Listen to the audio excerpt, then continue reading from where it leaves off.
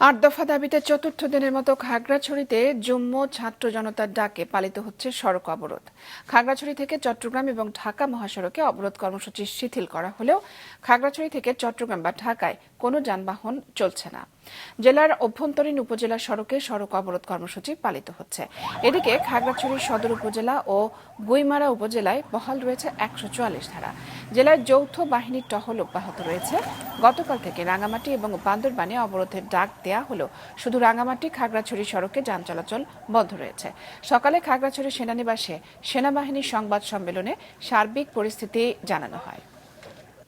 পার্বত্য চট্টগ্রামকে অস্থিতিশীল এবং সাম্প্রদায়িক দাঙ্গা সংগঠনের বিষয়টি একটি বৃহত্তর ষড়যন্ত্রের অংশ এবং এ ব্যাপারে এই সকল প্রমাণাদি আইনশৃঙ্খলা রক্ষাকারী বাহিনীর কাছে আছে। সকল ধরনের অপপ্রচার বা উস্কানিমূলক কর্মকাণ্ড সত্ত্বেও বাংলাদেশ সেনাবাহিনী এই বাংলাদেশের যে অবিচ্ছেদ্য অংশ এটা রক্ষায় দৃঢ়প্রতিজ্ঞ।